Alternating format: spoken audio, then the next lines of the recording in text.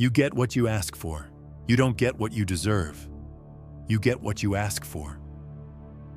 That truth lands hard because it means no one's coming. No one's showing up with a reward just because you've tried, suffered, or waited patiently. Life is not fair in the way we've been taught to expect. It's fair in the way it mirrors our requests. And most people, they never ask. They hint. They hope. They wait. But they never say the words that would move the wheel. If you're watching this right now, pause for a moment. Look around. Where are you tuning in from? What time of day is it? Wherever you are, whatever you've been through, this message is yours. You've been too quiet for too long. The life you want isn't waiting around the corner for someone else's permission. It's waiting for your voice. You've been taught to stay small. Be grateful. Don't make waves. Maybe you've believed that being low maintenance makes you likable, that being agreeable makes you safe. But what if all it's done is make you invisible? There's a cost to silence. It accumulates slowly, silently, like dust on a dream. Every time you say, "It's fine," when it's not. Every time you say, "I'll manage," when you're drowning. Every time you hold back a request because you don't want to be a burden. You're building a life that doesn't reflect your true desires. And then comes the slow erosion. You begin to believe that what you want is too much, that your needs are unreasonable, that you're not worthy of more. That's the internal collapse, the dangerous kind, the one where you abandon yourself politely and call it maturity. But here's the shift. What if asking is not selfish but responsible? What if speaking up isn't an act of rebellion but an act of alignment? When you ask clearly, calmly, consistently, you align your external world with your internal truth. You bring your life into sync with your values. And people start to respond, not always with a yes, but with clarity, with respect, with movement. There's power in requesting, not demanding. Power in standing up, not lashing out. Power in saying, "Here's what I want," and leaving space for it to be heard. You see, the world doesn't respond to your hopes. It responds to your clarity. And clarity requires courage. The kind of courage that says, "I won't wait another year to live the life I've imagined." There's a story about a young Maya Angelou, long before she was famous, working as a waitress in a rundown cafe. One night, she was told off for speaking too directly to a customer. They said she was too bold, too loud, too confident. She didn't argue. She didn't explain herself. She simply walked out and never came back. That same week, she knocked on a door and asked to audition for a stage production, without credentials, without contacts, just with conviction. That moment changed her entire trajectory. Not because someone discovered her, but because she asked. Asking isn't waiting for rescue. It's stepping into your own power. When you ask, you plant a flag in the ground. You say, "This matters to me. I matter to me." And when that energy becomes consistent, the world starts to echo it back. Think of the people you admire, not the loudest, not the richest, but those who walk with purpose. Chances are, they're not sitting around hoping someone sees their value. They're naming what they want and moving toward it. The quiet miracle is this: they're not more special than you. They're just more practiced at asking. So, how do you begin? You begin by noticing all the ways you stay silent, all the ways you minimize your desires. Then you interrupt that script, not with anger, not with blame, with a steady voice that says, "This is what I need." Start small. Ask for help. Ask for space. Ask for support. And when you get it, don't apologize. Don't shrink. Receive it like someone who knows they're worthy. Every time you ask, you build a new identity. Not someone who begs, but someone who owns their place. And that shift radiates. It changes how you enter a room, how you sit at a table, how you say your name. There's a myth that asking makes you needy. But the truth is, not asking keeps you dependent. On guesses, on assumptions, on silent hopes. Real power comes from voice, not volume. Voice. So ask, and keep asking, until your life starts to reflect the person you were always meant to become. You don't get what you want by being quiet. You get it by speaking with precision, persistence, and peace. And when that habit is formed, when asking becomes your baseline, the world around you shifts. Doors open that were always there, but locked behind your silence. Now that you've stepped into this awareness, a new question arises. Why does asking feel so hard in the first place? Let's go there. Reprogram the fear of asking. The fear of asking doesn't start in adulthood. It starts young. A child reaches out with a question, and the world slaps their hand, not always physically, but emotionally. Don't ask that. Be grateful. Stop being so needy. These messages are subtle at first, but they stack up.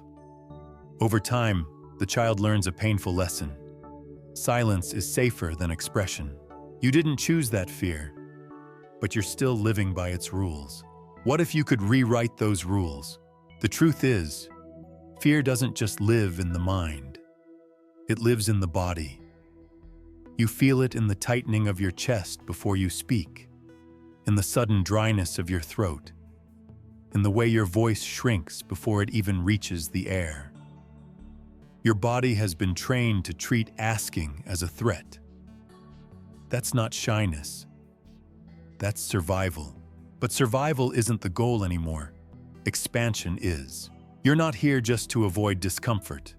You're here to stretch, to reach, to grow. And that means facing the stories that taught you asking is dangerous.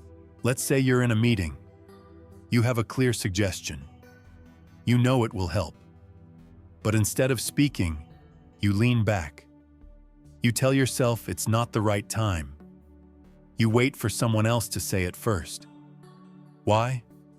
Because your body is trying to protect you from rejection, from ridicule, from being seen. But here's the deeper truth. What you're protecting isn't your dignity. It's your fear. And every time you obey it, you shrink a little more. So how do you begin to break that cycle? You start by separating the fear from the fact. Fear says, if I ask, they'll be annoyed. Fact says, I don't know how they'll respond, but I deserve to be clear. Fear says, they'll think I'm weak. Fact says, asking is a strength, not a weakness. You cannot control how people perceive you, but you can control whether your needs are clearly stated or silently buried. One leads to resentment, the other leads to results. Here's something that may surprise you. Most people are not paying as much attention to you as you think. They're busy, distracted, wrapped up in their own inner monologue. When you hesitate to ask because you're worried what they'll think, you give their imagined opinion more power than your real voice. And even when someone is bothered by your request, that's about them, not about you. If asking for what you need causes someone to withdraw, ignore you, or belittle you, they weren't supporting your growth to begin with. This isn't a call to be rude. It's a call to be responsible. There's a clear difference between asking and demanding. Demanding is entitlement. Asking is self-respect. Imagine you're standing in a grocery store aisle. You're reaching for the top shelf, and the item is just out of reach.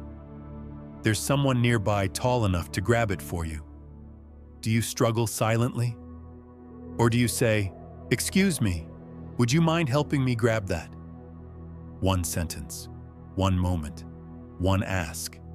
Most people say yes. But many still never ask. Why?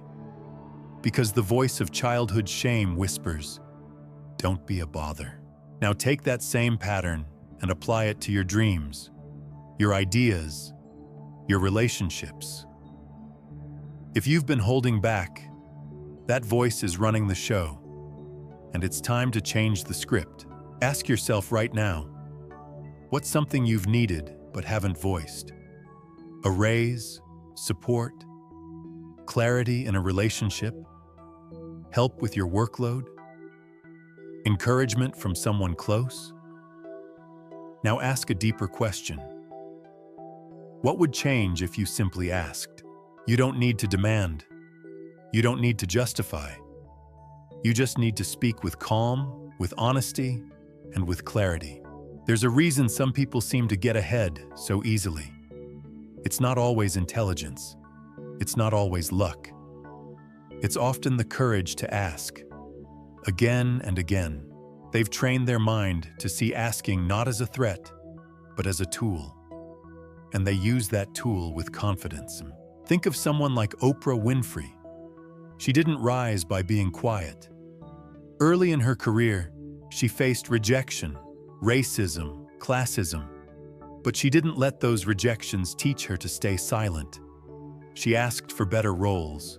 She asked for better treatment. She asked to be heard, and she asked with purpose. That habit didn't make her arrogant. It made her unstoppable. So here's your challenge. Rewire your brain's response to asking. Start with this reframe. Asking is clarity, not confrontation. Try this.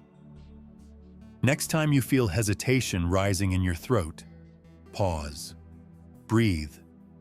Say the request out loud, even if it's just to yourself in the mirror. Let your body feel the vibration of your own voice declaring a need. Get used to the sound of your power. You're not fragile. You've just been quiet too long. And let's be real. Being quiet hasn't made you safer. It's made you smaller. It's delayed your growth. It's hidden your potential. And most of all, it's trained others not to notice what you need. Now, it's your turn to train the world differently. Speak when it matters. Ask before the window closes. And remember, people aren't mind readers. If you don't say it, they don't know it. If they don't know it, they can't respond. If they can't respond, nothing changes. That silence you thought was polite, it's been costing you. But what if the thing you're most afraid of, being seen as needy, is actually the path to being truly respected? Because strong people ask, not because they're fearless, but because they refuse to let fear dictate their life. So let this be your new mantra. Asking is not a problem. It's a pattern. A pattern you can choose to practice until it feels like power. And speaking of practice, in the next chapter, we'll take this one step deeper. What happens when fear still lingers, but the moment demands you speak? That's when your nervous system shakes. That's when your voice trembles. But that's also where your strength lives. Let's walk into it. Speak through the nerves. Your heart races. Your palms sweat. Your throat tightens. You rehearse the words in your head over and over again, hoping to find the perfect moment, the one where you feel steady, calm, and confident. But it doesn't come. The nerves are still there. And so, once again, you stay silent. You tell yourself it's not the right time. You push the need aside. But what if nervousness wasn't a red light? What if it was a green one? You've been taught to read nervousness as a signal to stop, as if it means danger, as if it means weakness. But nervousness is not danger, it's attention. It means you care. It means something important is happening. And when you step through it, when you speak anyway, something shifts. Not just in the conversation, but in you. Let's talk about the biology of fear. Your body was built to protect you. In ancient times, that meant running from predators. Today, it means freezing before a difficult conversation. Same mechanism, different threat. But here's the difference. Most of what you fear now isn't fatal. It's emotional. It's the fear of being judged, rejected, misunderstood. And while those things feel intense, they're not final. You can survive them. And more importantly, you can grow through them. There's an example I think of often. Brené Brown, the renowned researcher on vulnerability. Early in her career, she admitted to a crowd of academics that her biggest fear was public speaking. She would shake, sweat, forget lines. But she didn't stop. She stood up again and again, not because the fear disappeared, but because her voice mattered more than her comfort. That's the trade. And it's one worth making. You don't need to wait for confidence to speak. That's the myth. Confidence is not the prerequisite. Action is. The more you speak through the nerves, the more your body learns you're safe. You start to build a new memory, one where your voice doesn't betray you, but becomes your tool. And that starts small. You don't begin with a boardroom speech. You begin by asking your partner to listen without interruption. You begin by telling your boss you'd like a few minutes to discuss growth. You begin by telling a friend you felt dismissed, and it mattered. Every time you do it, you teach your nervous system that discomfort is not a threat. It's a signal for expansion. Let's look at the pattern you may be stuck in. You feel a need rise inside you. Your brain floods with what-ifs. What if they get upset? What if they misunderstand? What if it changes the relationship? You tell yourself it's better to wait. You feel proud for choosing peace. But it's not peace. It's delay. It's quiet resentment dressed in patience. And it's building up. Real peace doesn't come from silence. It comes from clarity. You have needs. That doesn't make you selfish. It makes you human. Everyone has them. But the difference between a fulfilled life and a frustrated one often comes down to this: whether those needs are spoken. And yes, your voice might shake. Your sentences might come out messy. You might stutter. So what? That's not failure. That's proof you're stepping into truth. Strength isn't found in perfection. It's found in honesty. Here's a simple phrase you can carry with you. I'm nervous, but this matters. Say it to yourself. Say it out loud if needed. Let that be your permission slip. You don't have to pretend to be fearless. You just have to be willing. There's a woman I coached once. Smart, capable, deeply kind. But she struggled to speak up in meetings. Her ideas were strong, but her voice would vanish. One day, I asked her to say just one sentence in the room. I think I have something to add. That's it. No solutions, no summaries, just one claim to space. She said it with a shaking voice. But the room paused, listened, and when she finished, people leaned in. It wasn't what she said. It was the fact that she said it, that she chose visibility over silence. You don't have to speak like a TED Talk to be taken seriously. You just have to be real. And you can start practicing now, not someday, not when you feel ready. Because here's the truth. The longer you wait for readiness, the more nervousness builds power. But if you speak now, even clumsily, you break its grip. Start where it's safe. Speak your needs with people you trust. Practice in low-stakes moments. Ask for help reaching something. Ask for a clarification in a conversation. Ask for time to think before giving an answer. These small acts, they matter. They're like reps in the emotional gym. The more you lift, the stronger you become. Over time, you'll notice something incredible. The nervousness doesn't vanish. but it stops running the show. You'll still feel the flutter, the racing heart, but your voice will rise anyway. And when that happens, you reclaim your life. Let's not forget, every voice you admire was once an unsure whisper. Every leader you respect once had to speak through trembling lips. What made them great wasn't eloquence. It was persistence. You may be afraid they'll say no. But what if they say yes? You may be afraid they'll misunderstand. But what if they understand better than you think? You may be afraid your needs make you difficult. But what if they make you real? This is the work. Not to wait for the nerves to leave, but to move anyway. And when you do, when you speak your truth through the shaking, the sweat, the fear, you become someone unshakable. Not because fear is gone, but because it no longer decides who you are. Now that you know how to speak through the nerves, the next layer of courage appears. What happens when you stop waiting for someone to give you permission to speak at all? That moment, when you take the stage of your life without an invitation, is where everything begins to shift. Let's walk there next. Permission is a lie. You've been waiting, maybe for years, waiting for someone to tell you it's your time, waiting for a green light from the world that says, yes, now you may go, now you may speak, now you may ask. But here's the truth that cracks the entire illusion.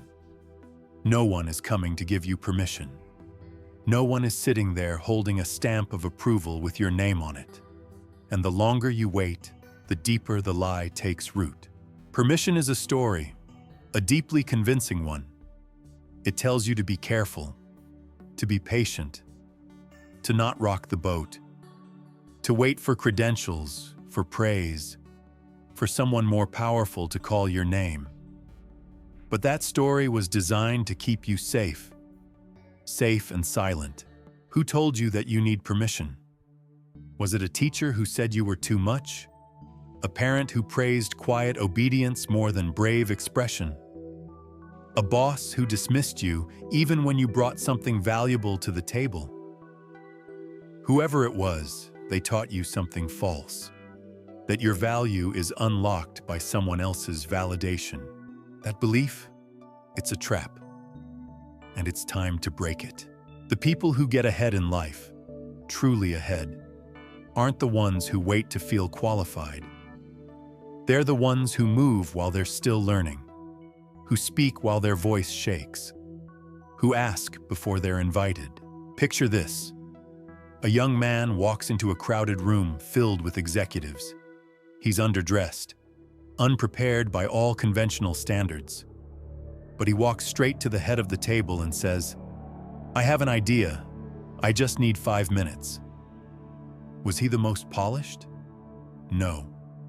Was he the most experienced? No. But he had something most people don't. He didn't wait to be picked. He picked himself. That young man? Years later, he founded one of the fastest-growing tech companies in his country. Not because someone gave him a shot, but because he asked for it. So many of us are sitting on brilliance, sitting on ideas, sitting on solutions, but we're quiet. Not because we lack value, but because we've been tricked into believing that someone else has to say go. But the road to your future has no gatekeeper. The gate? It's in your mind. It's the belief that you're not allowed to start until someone gives you a pass. Here's what that belief looks like in real life. You want to ask for a raise, but think you need more experience. You want to launch your business, but think you need a mentor's blessing. You want to speak your truth, but think you need to earn the right. Every single one of those thoughts is a delay disguised as humility. Let me ask you, how many times have you seen someone less skilled than you take an opportunity you wanted?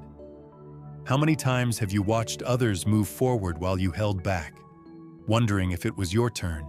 And didn't you say to yourself, that should have been me? But the truth is, it could have been. The only difference, they acted. You waited. Waiting feels like strategy. But often, it's just fear dressed up in logic. And fear will whisper all kinds of convincing things. You're not ready yet. It might be rude to ask. They'll think you're pushy. What if they say no? But those are not truths. They are trained hesitations. Echoes of every moment you were taught to suppress your voice. And it's time you unlearn them. The most dangerous phrase in your mind is, "Who am I to?" But the better question is, who are you not to? You don't need to be perfect. You don't need to be fearless. You just need to be in motion. When you stop asking for permission, you start building momentum. And momentum is what moves mountains. You don't need someone to open the door. You are the door. Say the thing. Make the call. Send the message. Walk into the office and say, "I want to be considered for that opportunity." Look someone in the eye and say, "Here's what I'd like to see shift in our relationship." Stand in your own story and say, "I'm not waiting anymore." This doesn't mean being reckless. It means being real. It means knowing what you want and having the courage to speak it before it's convenient. Think about Rosa Parks. She didn't wait for someone to say it was okay to sit where she did. She didn't ask for approval. She simply acted, quietly, clearly, unapologetically. And that act, born from conviction, not permission, sparked a movement that changed history. You're not trying to change the world overnight, but you can change your world starting now. Start by noticing every time you hear that voice that says, "You can't." Pause, challenge it. Say back, "Why not?" Then take one small action. One ask, one forward motion. Ask for time on someone's calendar. Ask for clarity in a partnership.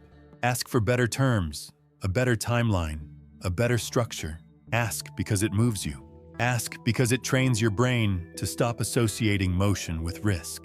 Even if the answer is no, you win. Because you showed up. You spoke. You made your request known. That's more than most will ever do. And if the answer is yes, you start living a life that's built by boldness. So here's what I want you to write on your wall, your phone screen, your mirror. No one is coming. It's my turn to go.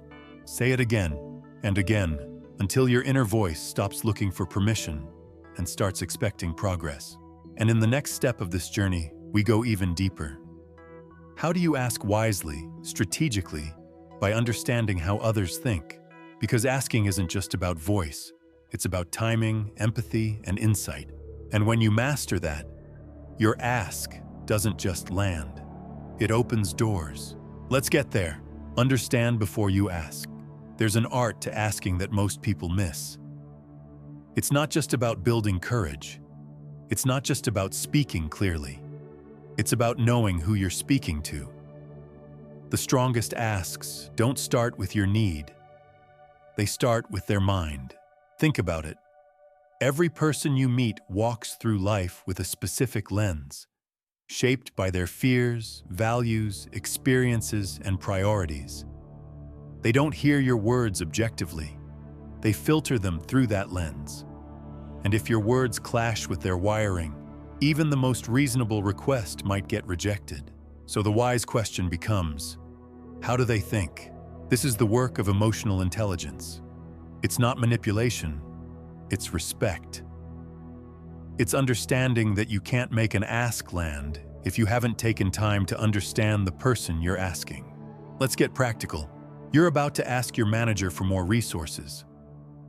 If they're the type who values data, performance metrics, and ROI, don't walk in with emotion. Don't say, "I feel like I'm drowning." Walk in with results. Say, "I've increased output by 30%, and to maintain that growth, here's what I'll need." That's not a different truth. It's a different delivery. Or maybe you're asking your partner for more quality time. If they're someone who's easily overwhelmed, don't hit them with heavy emotion in a chaotic moment. Pause. Pick the right time. Say, "This matters to me, and I'd like to talk when we can both be present." You're not diluting your need. You're honoring their bandwidth. There's a man named Chris Voss. a former FBI hostage negotiator turned author of Never Split the Difference. His life literally depended on how well he could ask. And one of the core principles he teaches is tactical empathy. Before you make a request, before you even speak, understand the mindset of the other person. See what they fear. Acknowledge what they value. Mirror how they communicate. You're not always trying to convince. You're trying to connect. And connection begins with curiosity. Start paying attention to patterns. Does this person tend to lead with facts or feelings? Do they ask questions before making decisions? Or do they move quickly? Do they light up when something feels collaborative? Or do they resist pressure? When you understand these cues, your ask becomes like a key that fits the lock. It's not about changing who you are. It's about choosing a better route to the same destination. It's like learning the language of the person in front of you. You don't speak Spanish to someone who only understands Mandarin. You don't speak in passion to someone who operates from precision. And when you speak their language, even imperfectly, they listen. Here's a practice. Before your next important ask, pause and write down 3 things. What does this person likely value most? What are they likely afraid of? How do they usually respond to requests? Then shape your approach accordingly. You're not being manipulative. You're being mindful. Let me give you an example from real life. There was a woman applying for funding for a nonprofit focused on community education. She was passionate, articulate, and deeply mission-driven. But her first pitch fell flat. Why? Because she spoke to a board of investors as if they were fellow educators. She shared stories, emotions, impact. But she didn't show numbers, budget, scalability. The second time, she adjusted. She still kept her heart in it, but she led with outcomes, forecasted impact, efficiency of resource use, and she got the grant. Same passion, different presentation, because she took time to understand how they think. You can do the same. And if you're not sure how someone thinks, ask. Yes, ask before the ask. Say, what helps you feel confident in a decision? Or, when someone brings you an idea, what do you usually look for? Those questions do 2 things. They gather insight, and they show respect. Now let's talk about tone. How you ask is as important as what you ask. Are you defensive? Apologetic? Hesitant? Those tones don't build trust. They build resistance. But when you ask with calmness, with clarity, and with care, people soften. They open. They listen longer. And here's a paradox. The more you understand someone, the less personal their no feels. Because sometimes you'll ask with all the right tools and still hear no. That doesn't mean you failed. It means they're not in a place to say yes.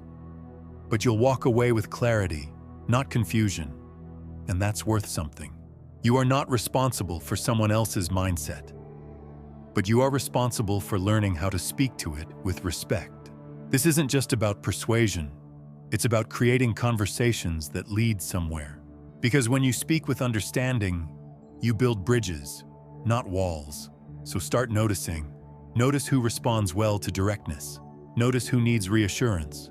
Notice who fears conflict. Notice who needs time to process. And as you gather those insights, you'll build not just better asks, but better relationships. Think about how this changes your life. Your workplace becomes smoother because people feel seen. Your partnerships deepen because people feel heard. Your friendships grow because people feel respected. And your own self-confidence skyrockets because you're no longer fumbling through every interaction. You're moving with awareness. The person who asks well is the person who listens first. So before you send that email, make that call, or walk into that meeting, ask yourself, what does this person care about? And how can I ask in a way that meets them there? That mindset turns asking from a shot in the dark into a strategic move. Now, we've talked about asking wisely, but there's still a lingering fear that holds people back. It's not just how to ask, it's the fear of hearing the word no. In the next chapter, we'll strip that fear of its power. We'll expose the myths around rejection and show you how every no can become fuel, not failure. Let's walk into that truth. Redefine rejection. There's a single word that stops more dreams than failure ever will. No. It's small, simple, 2 letters, but it carries 1,000 imagined meanings. You hear it and you flinch.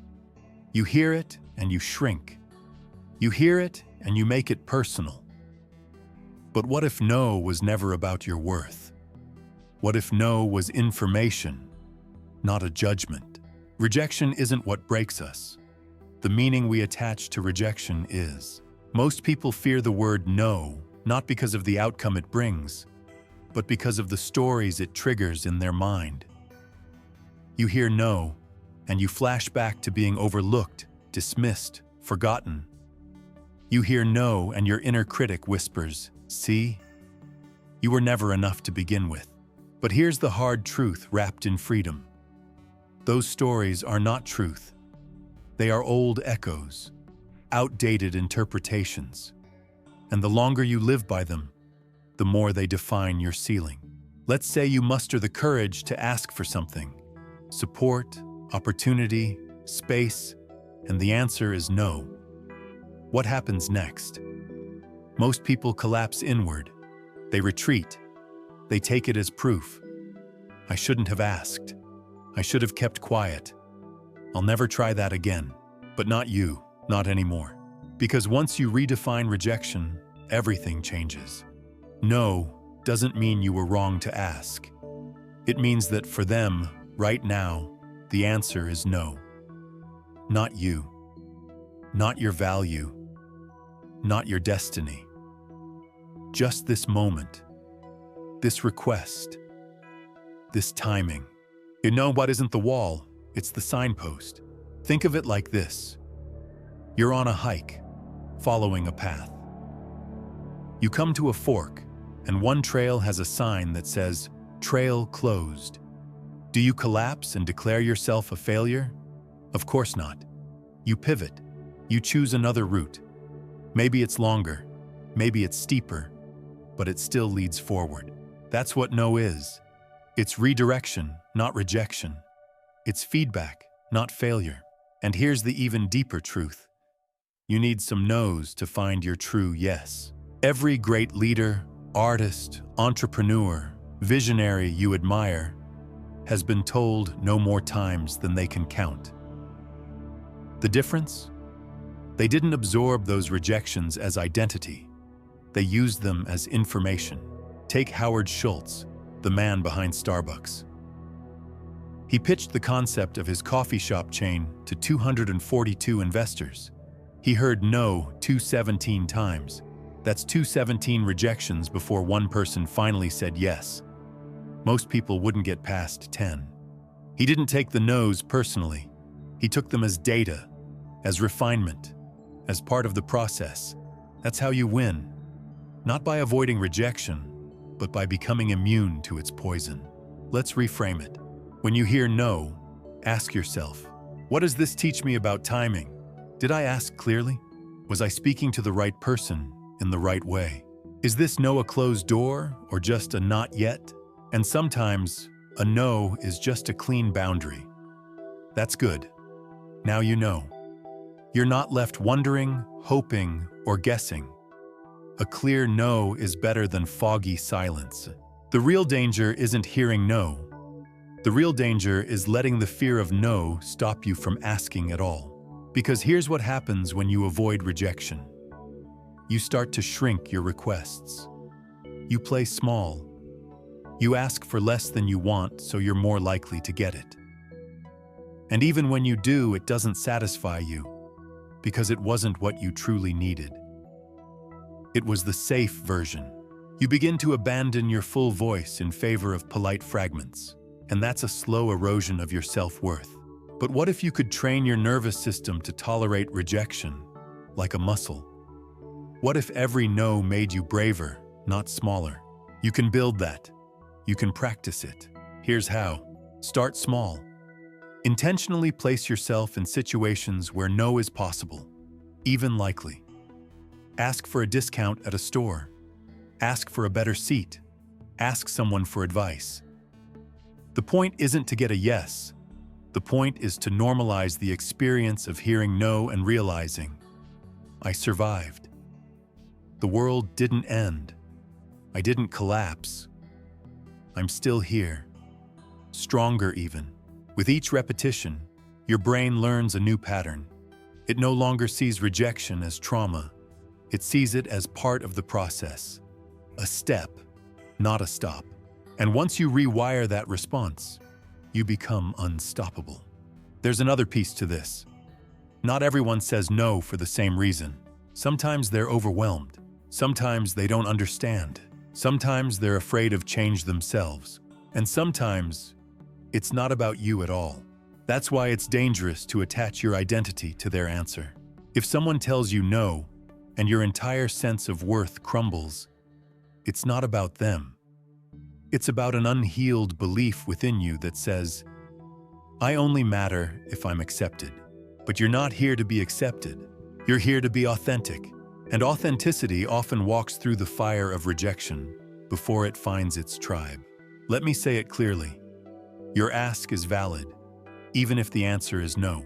Because the act of asking, that is strength. It says, I know what I want. I'm willing to stand in it. I'm ready to risk visibility to pursue it.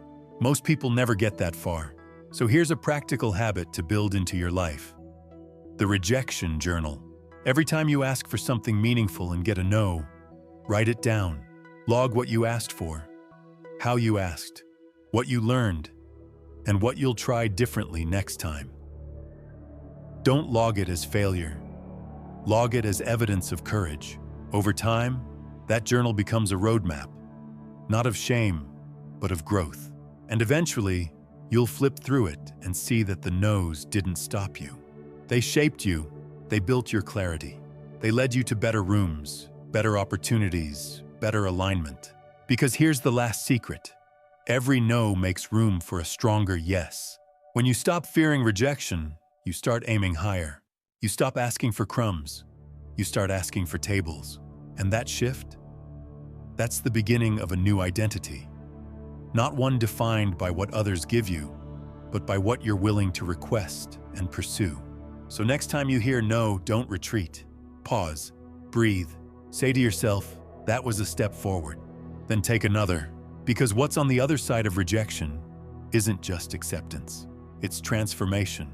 Now that you've learned how to face the word no, the next step is consistency.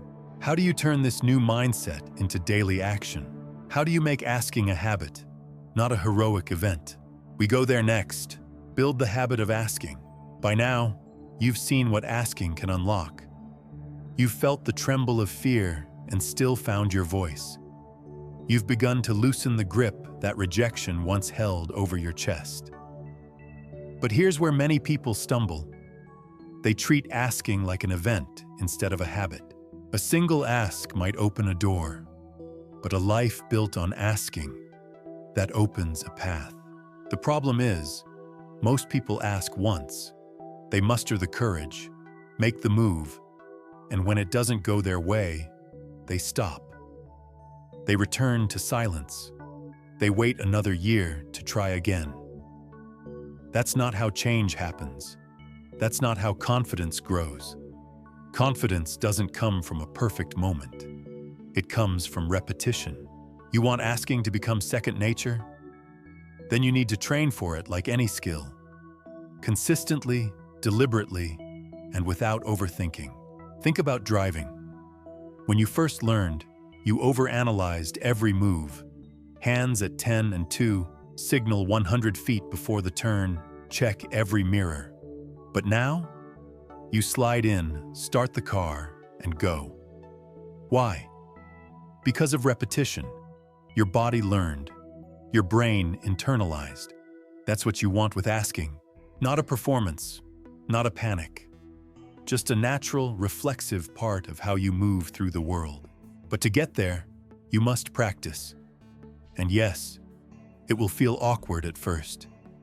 You might stutter. You might get red in the face. You might walk away replaying your words in your head. That's fine. That's normal. You're not doing it wrong. You're doing it new. Here's the framework to build the habit. 1. Small asks, every day. Start by building frequency, not intensity. You don't need to ask for life-changing things at first. Ask for directions. Ask for a water refill. Ask someone to clarify their point in a meeting. Ask a friend to wait 5 minutes while you finish something. Each time you do, you send a new signal to your brain. This is safe. This is normal. I can do this. 2. Track it. Keep a simple log, not to measure success, but to measure effort. Date what you asked, how you felt, what happened. After a few weeks, patterns emerge. You realize your fear isn't always accurate. You notice that people say yes more than you thought. You begin to collect proof that your voice creates motion. 3. Detach from the outcome. This is key. Don't let the answer determine whether the ask was worth it. If you ask and get a yes, great. If you ask and get a no, still great. Why? Because you acted, you showed up, you practiced, and that consistency builds identity. You're no longer someone who wonders. You're someone who moves. This is how habits shape who you are. Think of someone like Serena Williams. She didn't become a tennis legend by playing perfect matches. She became great by hitting 1,000 imperfect shots a day. The form came later. The confidence came later.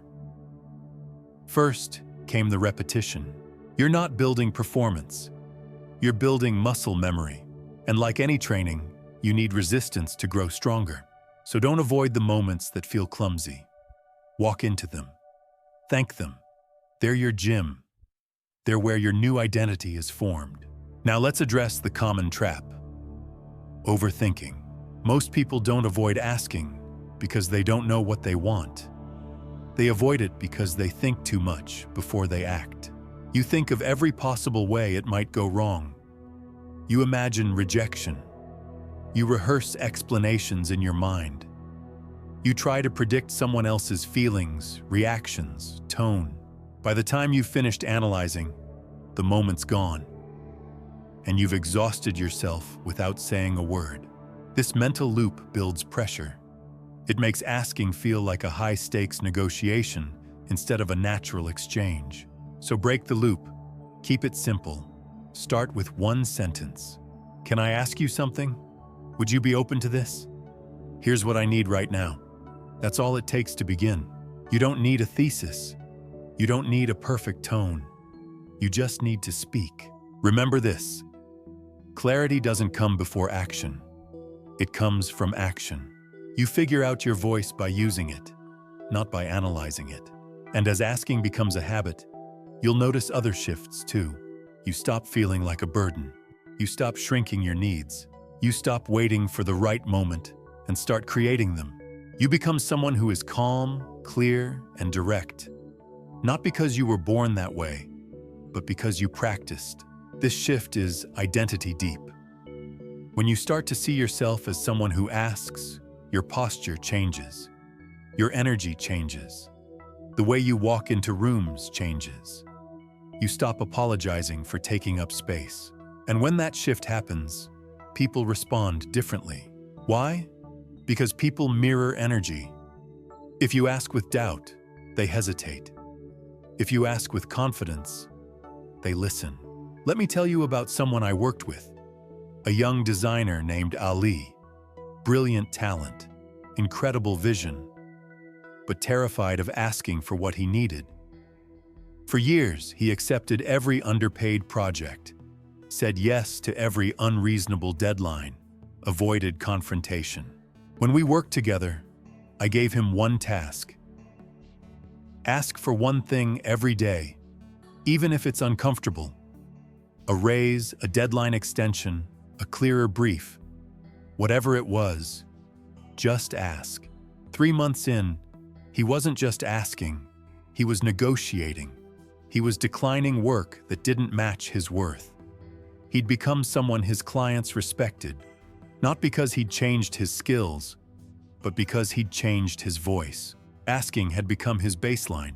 That can be you. You don't need to wait for a radical transformation. You just need daily, deliberate asks, like brushing your teeth, like working out, like breathing. And when it becomes habit, it becomes freedom. Because then, asking no longer feels risky. It feels like truth. So the question becomes, are you willing to be uncomfortable today so that your life feels more aligned tomorrow?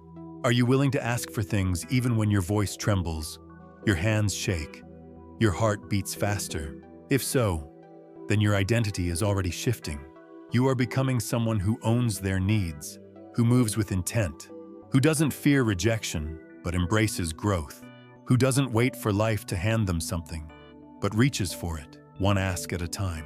And what comes next is the key to making those asks land with even more power: clarity. Because asking is powerful, but clear asking is transformational. Let's talk about how to remove the fog from your voice and say exactly what you want. Without confusion, without apology, and without hesitation. That's where we're heading next. Say what you want clearly. Most people don't get what they want. Not because they don't ask, but because they don't ask clearly. They talk around it. They soften it. They hope others will pick up on subtle clues. They speak in riddles and expect straight answers. And then they wonder why they're frustrated, disappointed, or misunderstood. But here's the simple truth. Clarity changes everything. You want better results? Speak with better clarity. You want respect? Speak so no one has to guess. You want movement? Say what needs to happen. And yet, so many people avoid directness. Not because they're incapable, but because somewhere along the way, they were taught that being direct is rude, that it's aggressive, that it makes others uncomfortable. But let me tell you something powerful. Clear communication is not aggression. It's respect. It respects your time, your voice, and the people you're speaking to. Here's what vague communication looks like. I just feel like things have been kind of off lately. I'm not saying you're wrong. I just thought maybe, I don't know. Do you think maybe we could, if it's okay, possibly? That kind of fog creates tension. It invites misinterpretation. It burdens the other person to translate your words. And when they get it wrong, you get hurt. Not because they were careless, but because you weren't clear. Clarity isn't just what you say. It's what you remove from what you say. Remove the fluff. Remove the fear padding. Remove the emotional guessing games. Say what you mean what you say. Then stop talking and let it land. Let's break this down practically. If you want a raise, don't say, I've been working really hard, and I think it's time to, maybe talk about options.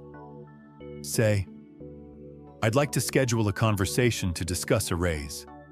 I've consistently met my goals and taken on additional responsibilities, and I believe it's time to adjust my compensation accordingly. If you want space in a relationship, don't say, I've just been a little overwhelmed, and I kind of feel like I might need some time or something. Say, I need a day this weekend to be alone and reset. It's not about you. It's what I need for myself right now. If you want someone to follow through, don't say, I thought maybe you were going to handle that thing. Say, you committed to doing this by Friday. It's Monday. What's your plan to follow through? Direct doesn't mean cold. It means grown. You're not attacking. You're articulating. You're not demanding. You're defining. You're not controlling. You're clarifying. And when you get good at this, everything speeds up. Decisions get made faster. Boundaries get honored more. Conversations stop circling the same confusion. You become someone people can trust, not because you say what they like, but because they know where you stand. Let me say it again. People trust clarity, even when they don't always agree. And here's where it gets even deeper. Clarity begins inside. You can't speak clearly if you haven't thought clearly. So before you ask, take a moment and ask yourself, what exactly do I want? What is the outcome I'm hoping for? What am I not saying because I'm afraid they'll react badly?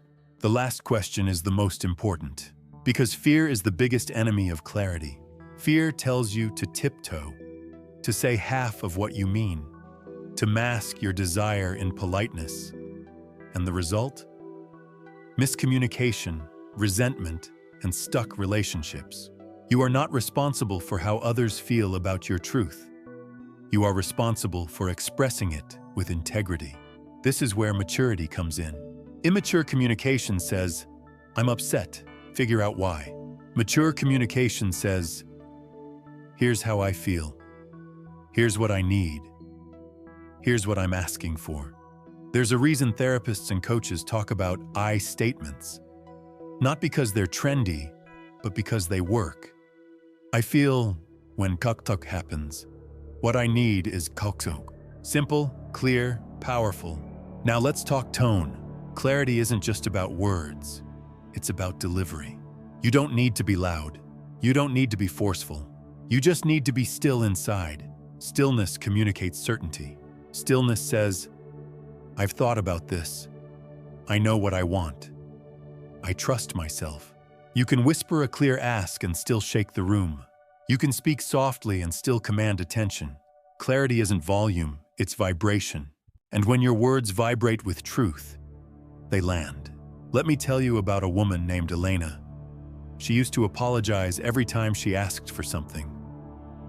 Sorry, but I don't want to be a bother, but I was just wondering. Her asks were buried in apologies. Until one day, her therapist challenged her. What if you replaced every apology with a pause? The next week, Elena started speaking differently. She paused instead of apologizing. She said what she wanted with neutral tone and stillness, and the world began to respond. Clients respected her more. Her partner listened more closely. And most importantly, she respected herself more, because clarity is self-respect in action. So how do you practice? Start by rehearsing out loud. Seriously. Don't just write it down, speak it. Speak your ask into the mirror. Speak it to a friend. Speak it in the quiet of your room until it feels familiar in your throat. That's how you build muscle memory. That's how you reduce performance anxiety. That's how your truth stops sounding foreign to your own ears. Here's a line to remember. If you don't make it easy to hear you, people won't. And then you'll blame them for not understanding, when in fact, you never clearly asked. But once you start speaking clearly, something shifts. People begin to rise to your level. Because clear askers don't just get better answers, they get better relationships. And the ones who can't handle your clarity, they were never going to honor your boundaries anyway. Because truth doesn't scare away the right people. It only clears out the ones who preferred your silence.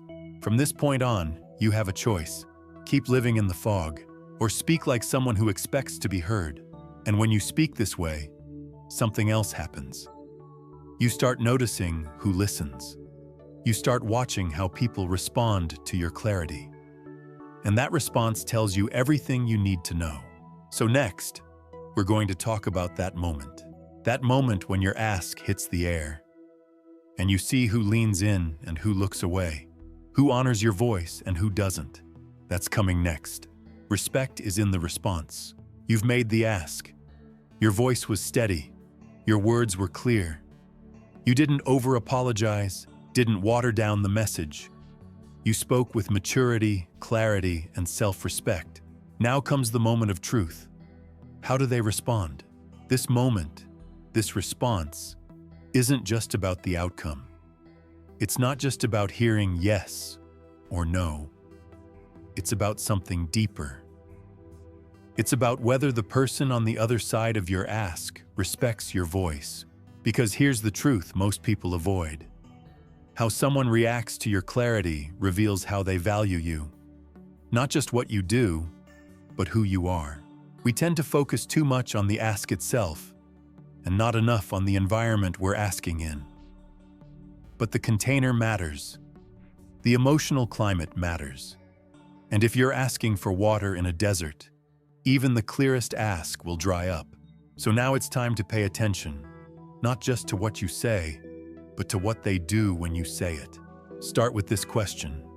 Do they hear you? Not just nod politely. Not just say, "I'll think about it." Do they actually take in your words, reflect them back, and consider them with sincerity? Or do they deflect? Do they make jokes? Do they pretend they didn't hear you? Do they shift the conversation away from your needs the moment it starts to get real? If someone consistently avoids your clarity, that's not just a communication style. That's a signal. A red flag waving in plain sight. And if you ignore that flag, you start teaching yourself a dangerous lesson. My voice doesn't matter here. But it does, and that's the beginning of the shift. Notice who respects your ask. Because those people, they're your mirrors. They reflect back your growth, your maturity, your courage. And the others? They're feedback too. Not about your worth, but about their capacity. Let's get specific. Someone who respects your ask doesn't always say yes, but they say something. They say, "Let me think about that. I hear you, even if I don't agree yet. That's a fair request. Can we talk more?" These aren't grand gestures, but they are signs of emotional availability. And emotional availability is the soil where healthy relationships grow. At work, at home, in friendship. Now let's flip it. Someone who does not respect your ask shows it in subtle and not so subtle ways. They change the subject, respond with sarcasm or mockery, use guilt to shut down the conversation, say you're overreacting, or why are you being so difficult? Turn your clarity into conflict. These aren't just missteps. These are tactics, sometimes conscious, sometimes not, but always telling. Because here's what it really means when someone consistently dismisses your ask. They were more comfortable with your silence. They were more comfortable when you didn't express needs, didn't set boundaries, didn't require effort or honesty or change. And now that you're evolving, they feel exposed, threatened. Like the rules of the relationship are shifting, and they are, because you are. And not everyone grows with you.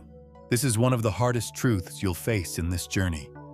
Your clarity will cost you certain connections, and that's okay, because what it buys you in return is integrity. Let's be honest. Some people loved the version of you who didn't speak up, who absorbed every discomfort, who said it's fine when it wasn't. That version of you made their life easier, but not better. Your new self, the one who asks clearly and calmly, that person won't be for everyone, but they will be for the right ones, and that's who you build your life around. So when someone mocks your ask, you don't have to fight them. You don't have to explain yourself to exhaustion. You don't have to convince anyone of your worth. You observe, you take note, you adjust the access they have to your energy. Because here's the rule.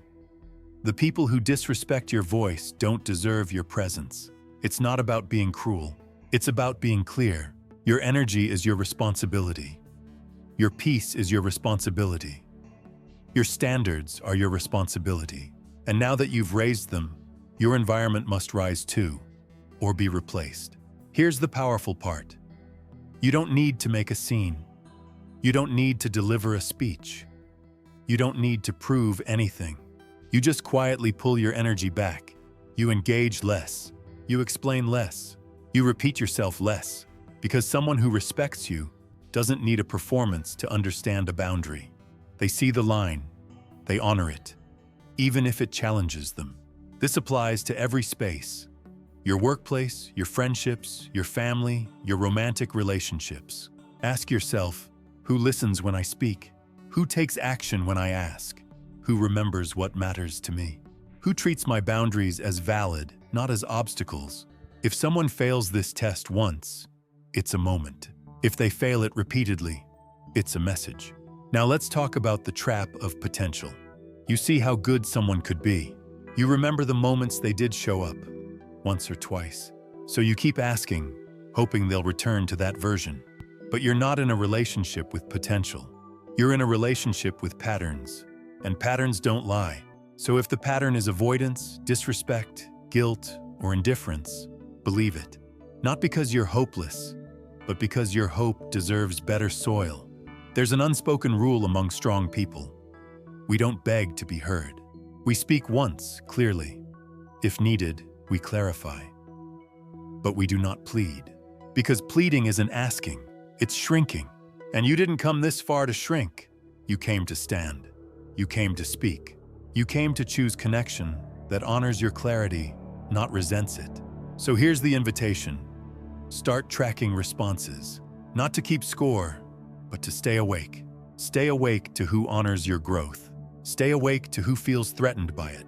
Stay awake to the spaces that feel safe when you speak, and the ones that make you shrink back after. Over time, this becomes second nature. You begin to filter environments not by who's fun or familiar, but by who makes space for your truth. And when you build a life around that kind of clarity, you breathe easier, you ask easier, you trust more fully, because you're no longer betraying yourself to keep others comfortable. And now, with all this awareness, what's next? It's time to make your asking consistent. Not just in thought, not just in voice, but in action. Because a powerful ask must be followed by powerful movement. Let's go there. Ask again, act immediately. You asked. You were clear. You stood tall in your voice. That alone is powerful. But now, what's next? Because asking isn't the finish line. It's the starting gun. What you do after the ask is what separates the dreamers from the builders. From this point on, it's about action. Repeated, grounded, courageous action. And here's the golden rule. Ask often, act every time. Too many people stop after one ask. They hit send on the email, they make the request, and then they wait. Wait for a response. Wait for clarity. Wait for life to decide for them. That kind of waiting is hesitation in disguise. What they don't realize is this. Asking without movement is another form of hiding. You asked for the raise. Did you follow up? You asked for time. Did you set the boundary? You asked for help. Did you create space to receive it? The most powerful people don't just ask, they move. They don't let the ask float in midair. They back it up with bold, decisive steps. Let's be real. This isn't always easy. We've been conditioned to wait, to over-prepare, to second-guess. But clarity isn't built in your head, it's built in motion. There's a reason momentum changes everything. When you're moving, even slowly, your energy shifts. You stop rehearsing and start building. And life responds to movement more than it responds to thought. Imagine a sculptor staring at a block of marble. She doesn't wait to feel inspired. She doesn't plan every strike in advance. She picks up the chisel, makes one cut, then another. The shape reveals itself through doing. Your life is the same. Let's say you ask to join a project team at work. The manager doesn't give a firm yes, but you follow up. You show initiative. You offer ideas. You ask again a week later. That's action. Or maybe you ask for space in a relationship. Don't wait for permission to enforce it. Take the day. Turn off the phone. Use the time. That's action. Action says, I take myself seriously. And that energy, it's contagious. People feel it. People respect it. But here's the key. Don't confuse action with aggression. You're not pushing. You're not forcing. You're simply following through. You're demonstrating that your ask wasn't a whim. It was a decision. And when you act, You learn. You discover what works, what doesn't, what needs refining, what needs doubling down. That's the value of asking often. It's not about being needy. It's about being committed. You want something? You ask again. Not in desperation, but in grounded clarity. This is the habit of high performers, elite communicators, and strong leaders. They don't wait for life to hand them a golden ticket. They keep knocking. They don't take silence as a final answer. They stay present, persistent, professional, patient. Let's use an example. There's a young woman named Ayla. She worked in marketing but dreamed of transitioning into design. She asked her manager once if she could shadow the design team. The manager said, maybe later. Most people would leave it at that. Ayla didn't. She followed up. She sent mock-ups she made after hours. She asked again, this time with specific ways she could help. 2 months later, she was offered a hybrid role. 6 months after that, she was a full-time designer. Was she the most talented? Maybe not. But she asked, then acted. Again and again. That's the pattern. That's what builds careers, changes lives, reinforces self-trust. Because here's what most people miss. Consistency beats intensity.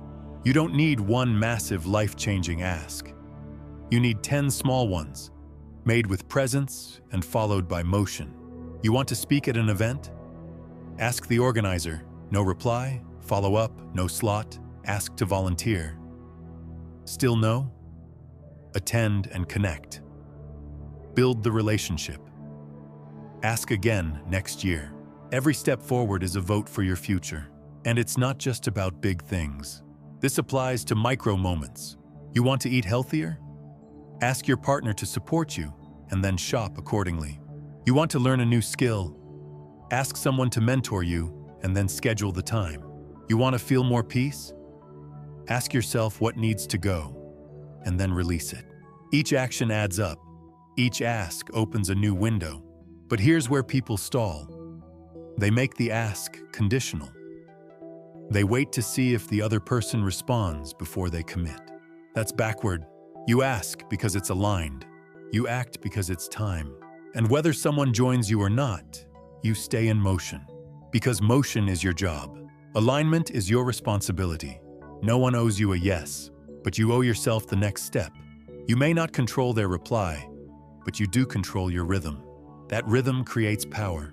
That power becomes identity. And identity? That's the real shift. You stop being someone who wonders and start being someone who builds. And soon, the world adjusts. Not because you're louder, but because you're clearer. Not because you demand more, but because you've proven you're moving with or without them. Let's also acknowledge this. Asking and acting doesn't guarantee success. You might get ignored. You might get rejected. You might fail. So what?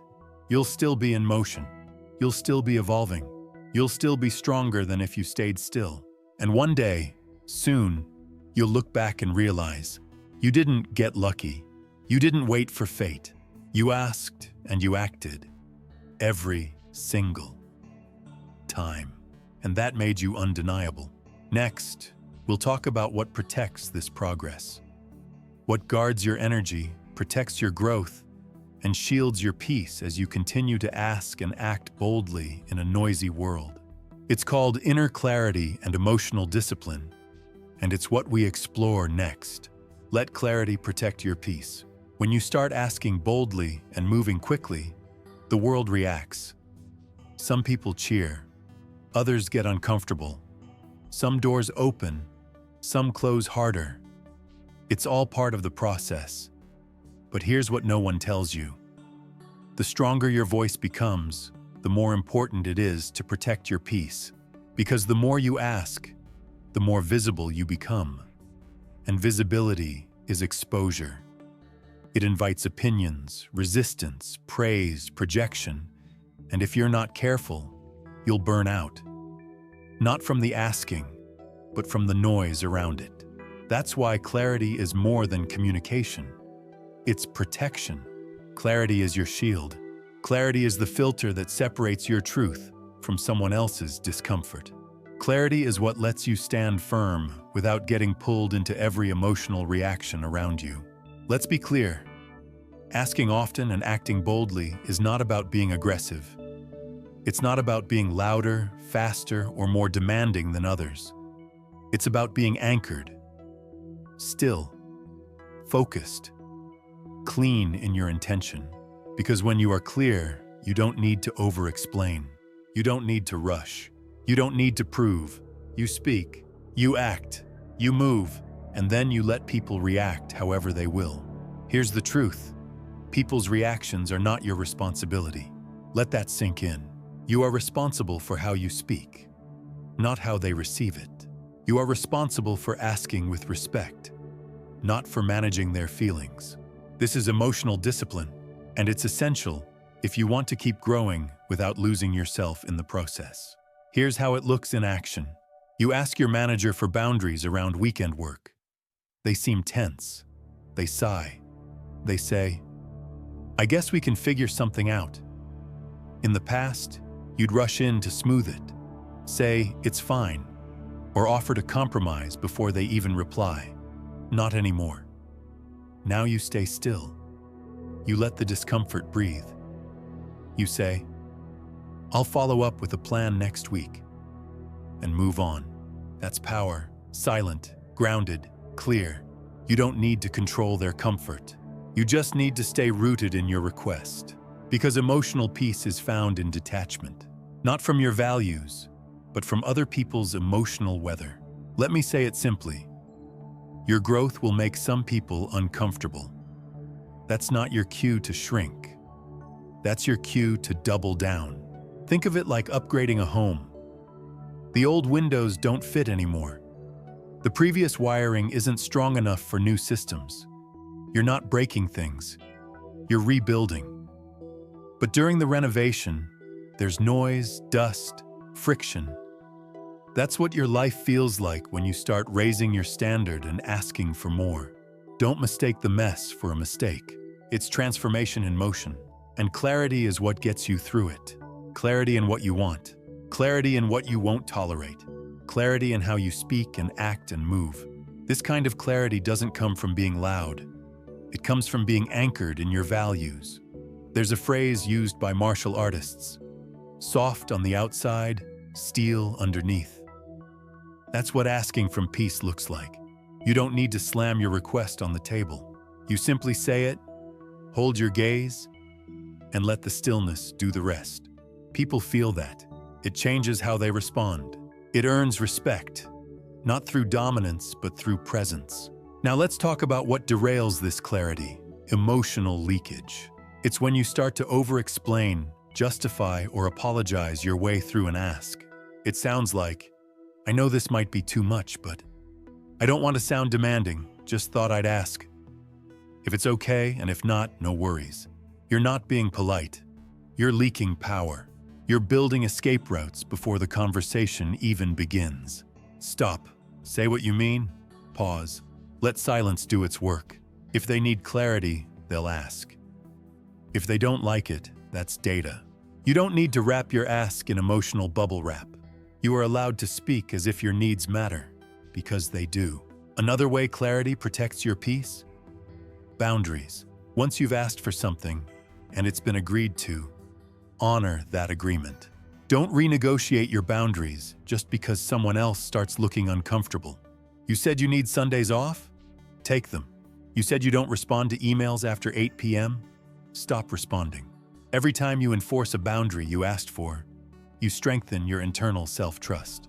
And here's the surprising part. When others see you respecting your own word, they begin to follow suit. People treat you the way you treat yourself. Clarity invites respect. Ambiguity invites assumption. Assumption creates resentment. And resentment is the slow poison of peace. So how do you maintain this clarity under pressure? You check in daily. Ask, what am I asking for this week? Where am I acting from clarity? Where am I leaking energy through over-explaining or guilt? Who am I trying to manage instead of trusting them to manage themselves? Let your answers guide your course correction. This is not a one-time shift. It's a daily practice. Just like physical fitness, emotional clarity is a muscle. Use it or lose it. But when you train it, you become unshakable. You stop spiraling in conversations. You stop shrinking under pressure. You stop losing sleep over how someone might take your words. Because you've already cleaned your side of the street. You asked with respect. You acted with integrity. And now you let the world respond as it may. That's freedom. Not the kind that looks dramatic from the outside, but the quiet kind. The kind where your nervous system isn't on edge. The kind where you sleep peacefully after setting a boundary. The kind where you stop living in reaction and start living by intention. And from that place of peace, your asks get stronger. Your moves get cleaner. Your presence becomes magnetic. And now, it's time to go one step deeper. Because clarity has helped you speak. Peace has helped you stay grounded. But there's one final transformation that occurs when asking becomes second nature. You stop seeing yourself as someone who needs permission. You start seeing yourself as someone who leads. Let's explore that shift next. Turn asking into self-leadership. The person who asks clearly, consistently, and without apology becomes something rare in this world. A self-leader. Not a manager, not a title, not someone waiting to be promoted by others, but someone who leads from the inside out. Someone whose life moves because they choose to move it. Someone who doesn't wait for instruction to act, or permission to speak, or external affirmation to believe. And all of that begins with asking, because asking, done well, done often, is not about getting. It's about claiming direction. Most people drift, not because they're lazy, but because they've never practiced deciding. They're afraid of being wrong, afraid of being rejected, afraid of being seen. So they wait. They react. They live in constant response to what others decide. But when you practice asking, not once, not sometimes, but as a way of life, you retrain your nervous system to expect clarity, to generate momentum, and to make movement your default. That's leadership. Not control, not domination, but direction born from ownership. Let's be honest. Self-leadership is uncomfortable. It requires you to stop hiding behind indecision. It asks you to look yourself in the mirror and say, "This is what I want. This is what I'm doing. This is who I'm becoming." That's not a small ask. That's the core of transformation. Because once you stop relying on others to validate your path, you step into an entirely different identity. One where your life is designed by intention, not by accident. And it's not about being fearless. It's about being willing. Willing to say what you mean. Willing to hear no and keep going. Willing to take responsibility for what comes next. Think about the people you admire. The ones who create, build, shift, shape. They don't always have the most resources. They don't always start with support. But they ask. And then they move. And then they adjust. And then they repeat. That cycle builds a kind of internal gravity, a pull, a presence. And it comes not from waiting, but from declaring. Leadership isn't just about others following you. It's about you leading yourself first, especially when no one is clapping. Here's what that looks like. You're in a meeting. You have a different take. Everyone else is leaning one way. You say, "Here's my perspective." You don't say it to be right. You say it because it's real. That's leadership. You're in a relationship. Something's been off. You don't wait for them to notice. You say, "Let's talk. I want this to work, and I think we've drifted." That's leadership. You're in your own mind. Fear creeps in. Doubt follows. But you say, "I don't have all the answers, but I know the next step, and I'm taking it." That is leadership, because the greatest leaders aren't immune to fear. They've just decided that fear doesn't get to drive. They know what they want. They're willing to be misunderstood. They're willing to fail forward. They're willing to ask. And when asking becomes part of your internal culture, leadership is no longer something you perform. It's something you embody. You begin to notice the shift in small, tangible ways. You ask for feedback because you're hungry to grow, not desperate to please. You ask for adjustments in workflow because you value energy, not just output. You ask for help when you need it, without shame, because leaders delegate and trust, not suffer in silence. And maybe most importantly, you ask yourself the hard questions. What am I avoiding because I'm afraid of the answer? Where am I playing small because I'm afraid of disappointing someone? What do I really want? And am I willing to move toward it regardless of applause? Those questions don't just move your career forward, they move your life forward. Because asking is the vehicle for alignment. When you ask for what you truly want, you strip away the fluff, the pretending you don't care, the pretending it doesn't matter, the pretending you're okay with things that aren't okay. You stop being passive about your purpose, and that shift creates ripples. People notice when you speak with direction. They feel the difference. They trust you. Not because you have all the answers, but because you've stopped waiting to be rescued. You've stopped outsourcing your clarity. You've stopped making your future someone else's job. You are leading through word, through action, through presence. And not everyone will like that. Some will resist. Some will pull back. Some will try to reframe your clarity as arrogance. Let them, because what they call too much, the world needs more of. The world needs more people who ask boldly, live clearly, and lead from truth. That doesn't require a platform. It doesn't require a title. It just requires one decision. I will no longer abandon myself in the name of being easy. You weren't born to be palatable. You were born to be powerful.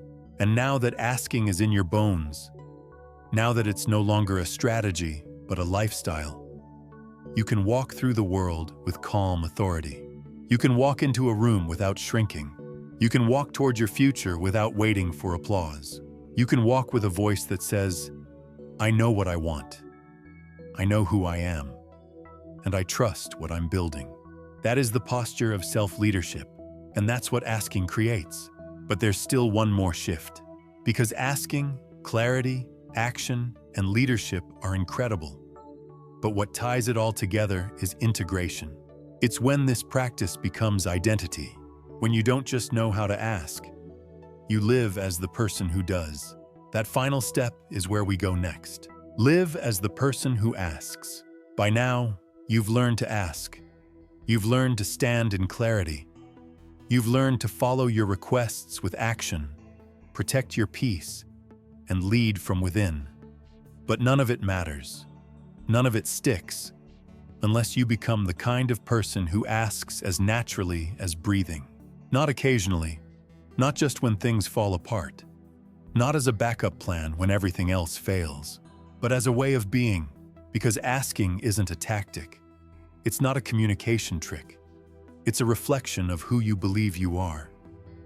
And when that belief becomes internalized, when it no longer needs pep talks or reminders, that's when transformation locks in. That's when asking stops being something you do and becomes something you are. This final shift is identity, and identity is the most powerful force in human behavior. We always act in alignment with who we believe we are. So if deep down you believe, I don't want to be a burden, I don't deserve more, I'm not ready, I don't want to upset anyone, then no matter how many strategies you learn, you'll find a way to self-sabotage. You'll ask with one foot out the door. You'll frame your requests in apology. You'll dilute your words with disclaimers and backdoors. But when you believe, my voice is valuable, my needs matter. It's okay if they say no, I'll ask anyway. I don't need to earn my worth by staying small. Then you start asking differently. You start living differently. And you stop needing outside permission to honor your internal truth. So how do you shift from knowing how to ask to being someone who asks?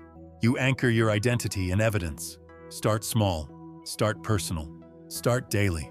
Every time you ask, write it down. Not just what you asked for, but who you had to become in that moment.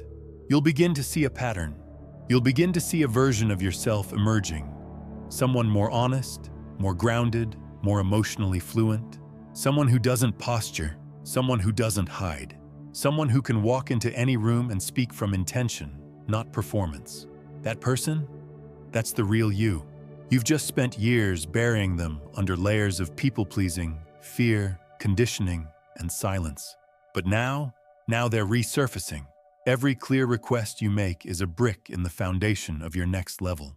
Every small boundary you hold reinforces your internal architecture. Every time you say, "Here's what I want," without apology, you build a structure strong enough to house your dreams. And once that structure exists, you don't panic when someone disagrees. You don't collapse when someone says no, because your foundation isn't built on the approval of others. It's built on your alignment with self. That's what asking gives you. Not just outcomes, but identity. Let me ask you this. If someone followed you around for a month, would they see a person who leads with clarity, who makes direct requests, who takes action aligned with their values? Or would they see someone who hesitates, who waits for signs, who waters down their voice? If it's the latter, don't judge yourself. Just recognize the gap and then close it.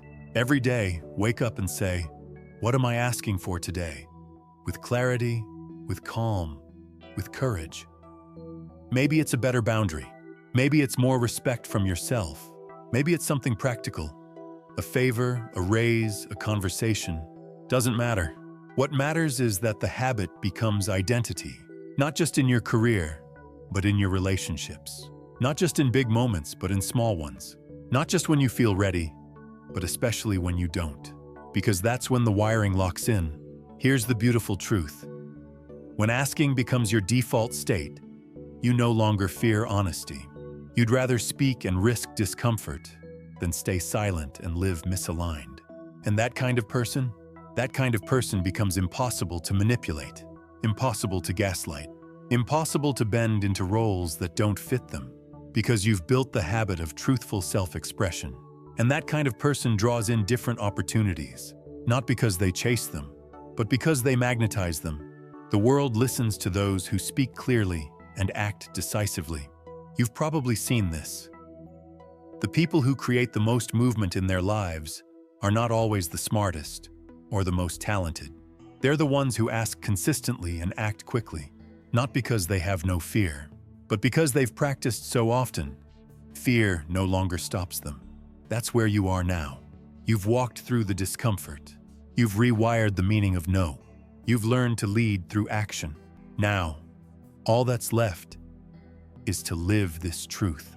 Every day, every interaction, every decision.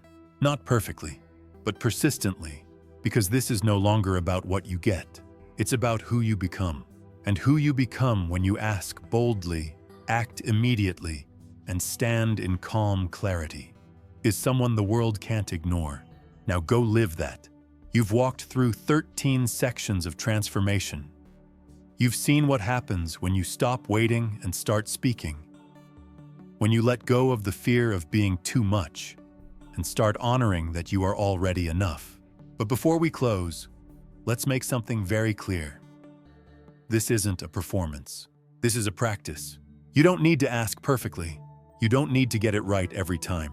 You just need to show up to the moment. Again and again. One ask, one action, one decision at a time. That's how trust is built. With yourself. That's how confidence is built. Not through applause, but through evidence. Evidence that you can ask and survive. Evidence that you can be misunderstood and stay centered. Evidence that your needs are not an inconvenience, but a compass. And the more you practice, the less you tolerate silence where truth should live. The less you pretend just to keep peace.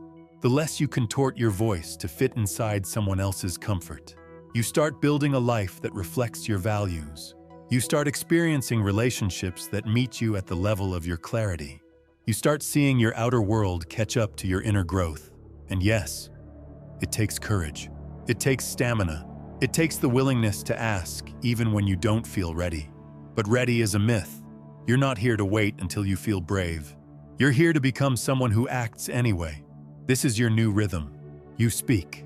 You move. You adjust. You grow. And as you do, you lead. Not from ego, but from alignment. Not by shouting, but by standing. Not through noise, but through truth. You now have the most powerful skill in the world. Not persuasion, not control, but clarity in action. So go use it. Ask clearly, act quickly, live fully. You don't need permission anymore. You've already given it to yourself.